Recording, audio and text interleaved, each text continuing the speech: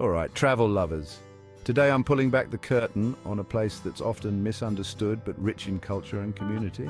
Santa Catarina's Favelas, yet we're diving into the heart of these vibrant neighborhoods by exploring the 10 commandments that guide life here. Ready? Let's go! First up, respect the local culture. This isn't just a place to visit, it's a living, breathing community. Show genuine interest and appreciation for the local customs and traditions.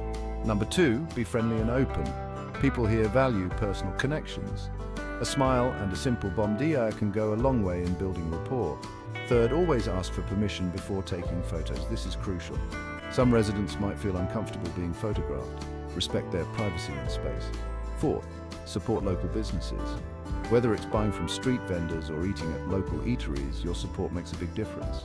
Fifth, learn a few basic phrases in Portuguese. It shows respect and effort. Plus, it'll help you connect better with the locals. Number 6, follow the lead of your guide. If you're on a guided tour, your guide knows the ins and outs of the area.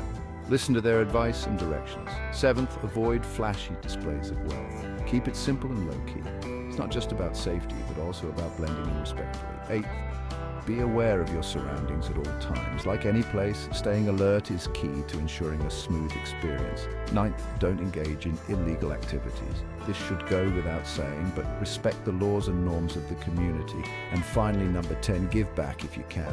Whether it's through volunteer work or supporting local initiatives, contributing positively to the community is always appreciated. So there you have it, the 10 commandments of Santa Catarina's Favelas. Remember, travel is not just about the destination, but also about respecting and understanding the people who call it home. Thanks for watching and keep exploring.